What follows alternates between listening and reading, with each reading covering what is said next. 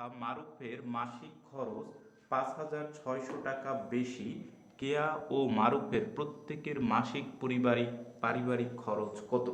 তাহলে দেখো, কেয়া এবং মারুফ দুজন মানুষ নাকি, তাদের এক মাসে, মাসিক বলতে এক মাসে বুঝিয়েছে, এক মাসে পারিবারিক খরচ হয় একত্রে ৭০,৫০০ টাকা। তারা দুজনেই তাদের পরিবারের জন্য খরচ করে এবং এই খরচের টাকাটা প্রতি মাসে হয়ে যায় ৭০,৫০০ টাকা। এখন বলেছে কেয়া অপেক্ষা মারুফের মাসিক খরচ। কেয়া অপেক্ষা মারুফের মাসিক খরচ, মারুফ বেশি খরচ করে, মারুফ বেশি খরচ করে। তাহলে কেয়া ও মারুফের প্রত্যেকের মাসিক পারিবারিক খরচ কত? এখন একটু অঙ্কটাকে আমরা ছোটভাবে চিন্তা করি। হ্যাঁ, মনে করো কেয়া এবং মারুফের মাসিক খরচ একত্রে 25 টাকা। কত টাকা? 25। কেয়া অপেক্ষা মারুফের মাসিক খরচ 5 টাকা বেশি। কত টাকা বেশি? 5 টাকা। কেয়া ও মারুফের প্রত্যেকের মাসিক পারিবারিক খরচ কত? তাহলে আমরা প্রথমে যে মারুফ যে বেশি টাকা খরচ করে 25 টাকা থেকে, সেটা বাদ দিয়ে দিতে পারি। তাহলে 25 টাকা থেকে আমরা যদি 5 টাকা বাদ দিই, তাহলে যেটা থাকে ওইটা দুইজনে খরচ করে। তারপর ওইটাকে 2 দিয়ে ভাগ করে দিলে, তারপরে মারুফের সাথে বেশি টাকাটা যোগ করে দিলে আমাদের অঙ্কটা শেষ হয়ে যায়। তাহলে এবার একটু অঙ্কটা নিয়ে আমরা চিন্তা করি, কেমন? তাহলে আমরা বলতে পারি যে কেয়া ও মারুফের প্রত্যেকের মাসিক পারিবারিক খরচ, কেয়া ও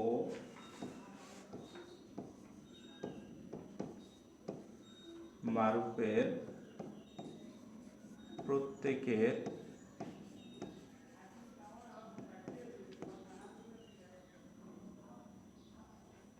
খরচ,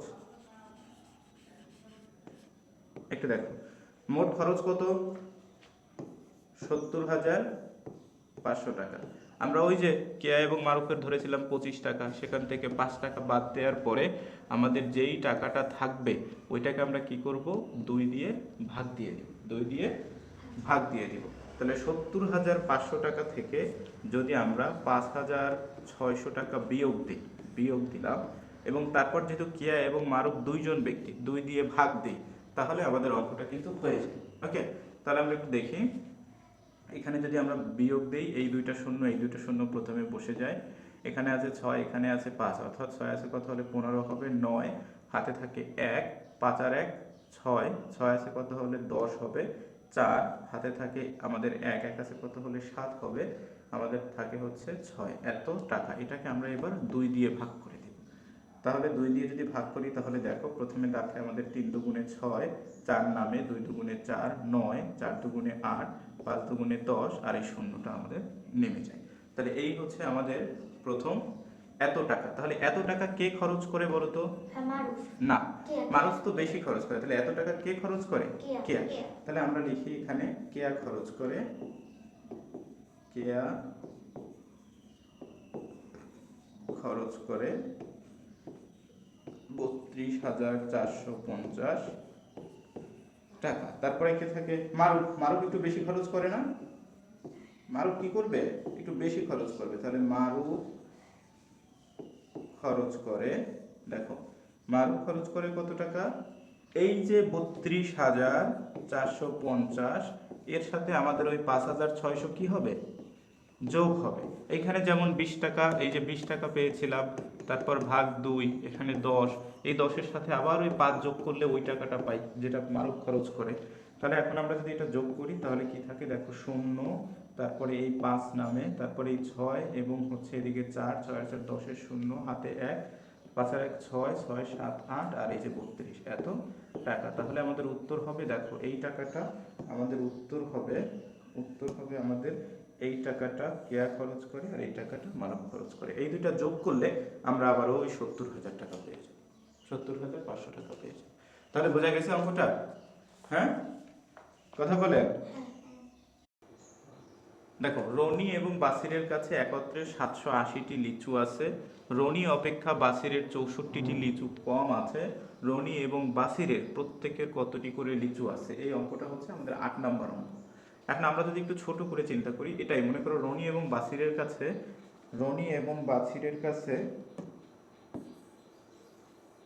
ধরো রনি এবং বাসিরের কাছে আমরা ধরলাম যে 35টি লিচু আছে। কয়টি? 35টি। রনি অপেক্ষা বাসিরের কাছে 5টি লিচু কম আছে। রনি এবং বাসিরের প্রত্যেকের কতটি করে লিচু আছে? তাহলে একটু দেখো যে এইখানে রনি অপেক্ষা বাসিরের কাছে এতটি লিচু কম আছে, তাহলে কম কার কাছে আছে, রনি নাকি বাসির? বাসিরের কাছে কি আছে, কম নাকি বেশি? কম। তাহলে রনি অপেক্ষা বাসিরের কাছে, তাহলে বাসিরের কাছে আছে কি, কম। বাসিরের কাছে কি আছে, কম। এখন একটু লক্ষ্য করো, তাহলে মোট যদি থাকে 35টি, মোট কয়টি, 35টি। এখন 35 থেকে আমরা যদি প্রথমে দেখো 5কে আমরা বিয়োগ দিয়ে দিলাম, তাহলে কত রইল, 30, তাই না? এখন 30কে যদি তুমি 2 ভাগ করো তাহলে হয় 15। এখন একটু লক্ষ্য করো, এই 15টি লিচু কার কাছে আছে? এই 15টি লিচু থাকবে হচ্ছে আমাদের, এই যে 15টি, এই 15টি লিচু থাকবে হচ্ছে আমাদের এই বাসিরের কাছে, কারণ ওর কাছে কম। আর এই 15-র সাথে আমি যদি 5 যোগ করে দেই, 5 যোগ করে দিই, তাহলে কত হয়, 20। এই 20টি লিচু থাকবে কার কাছে, রনির কাছে। তাহলে রনি অপেক্ষা বাসিরের কাছে এতটি লিচু কম আছে। তাহলে রনির থাকলো 20টি লিচু বেশি, আর বাসিরের থাকলো 15টি লিচু। তাহলে মোট কত হলো, 20 আর 15 মিলে আবার 35 হয়ে গেল। বুঝে গেছে ব্যাপারটা? তাহলে যদি বুঝতে পারি, আমরা এই অঙ্কটা এখন একটু করি।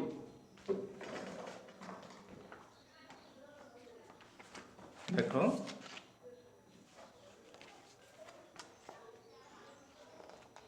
রনি এবং বাসিরের কাছে একত্রে 780টি লিচু আছে। আমরা একটু লিখি, রনি এবং বাসিরের কাছে, বাসিরের প্রত্যেকের কাছে লিচু আছে। এটা হচ্ছে আমাদের 8 নাম্বার। আমরা লিখি হচ্ছে, লিখি রনি এবং বাসির প্রত্যেকের কাছে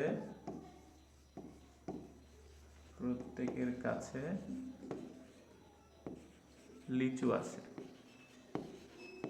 লিচু আছে, প্রত্যেকের কাছে লিচু আছে। দেখো, টোটাল আমাদের লিচু ছিল হচ্ছে 780, সেখান থেকে যদি আমরা 64 বাদ দিয়ে দেই, তারপরে এটাকে আমরা 2 দিয়ে কি করব, ভাগ করব। তাহলে একটু লক্ষ্য করো যে এখানে আমাদের থাকে হচ্ছে 4 আছে কত হলে 10 হবে 6, 6 আর 1 7, 7 আছে কত হলে 1 হবে 8 এবং এই 7।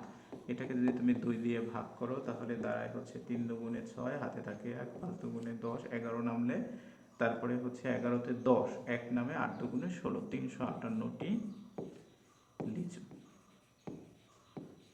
তাহলে দেখো 358টি লিচু আমাদের কার কাছে আছে, রনির কাছেও আছে, বাসিরের কাছেও আছে। তাহলে রনির কাছে আছে হচ্ছে 358টি লিচু, বাসিরের কাছেও আছে 358টি লিচু।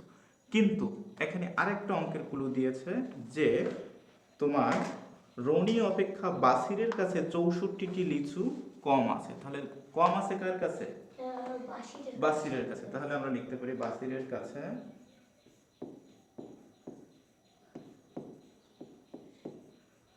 লিচু আছে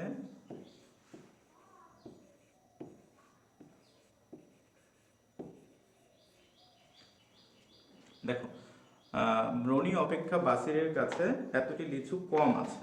তাহলে আমরা বাসির না, এই জায়গাটায় আমরা দেই হচ্ছে রনি, আমরা দেই, কারণ রনির কাছে তাহলে বেশি থাকে, যে রনির কাছে লিচু আছে 358-র সাথে যদি আমরা এই 64 যোগ করে দেই তাহলে লিচু, তাহলে দেখো আমরা এখানে পাই হচ্ছে এই 8 আর 4 12, 2 হাতে 1, 6 আর 5 11 আর 1 13, 13 3, 6 আর 5 11 আর 1 12। দেখো 8 আর 4 12, 2 হাতে 1, তারপরে 6 আর 5 11 আর 1 12, 2 হাতে 1, 3 আর 1 4, এতটি লিচু। তাহলে এই অঙ্কটাই আমাদের উত্তর। দেখো এই 422 এবং হচ্ছে এই 358, এই দুটি হচ্ছে আমাদের উত্তর। বুঝে গেছে? কারণ এই যে রনির কাছে, তাহলে রনির কাছে বেশি আছে আর এই বাসিরের কাছে কম আছে, তাহলে এটা হচ্ছে কার কাছে আছে, এটা হচ্ছে বাসিরের কাছে আছে, বাসিরের কাছে। এটা বাসিরের কাছে, এটা তোমার রনির কাছে আছে 422টি লিচু এবং বাসিরের কাছে আছে 358টি লিচু। ওকে, এই হচ্ছে আমাদের অঙ্ক। তাহলে দেখো 5 6 7 8 এই তিনটা করলাম, এই তিনটা তোমাদের বাসায় করা, ওইটা তোমার বই না, হয় তোমার বই না। তাহলে এটা অঙ্ক দুটো করবো আর এটা নিয়ে আসবো। স্যার আবার এগুলো করা হুম এগুলো আবার করা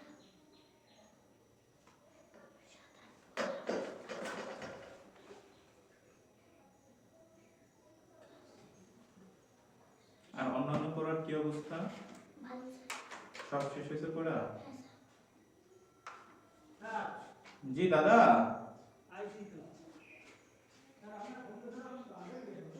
আচ্ছা আচ্ছা দাদা, স্যার আসছে, উপরে আসেন।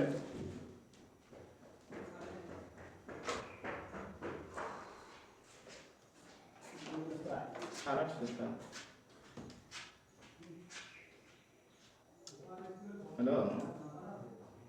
হ্যাঁ ওয়ালাইকুম আসসালাম। ফিরোজ, কেমন আছিস? কি করতেছিস? ঘুম দিয়ে উঠলি? আমি তোর মেসেঞ্জারে মেসেজ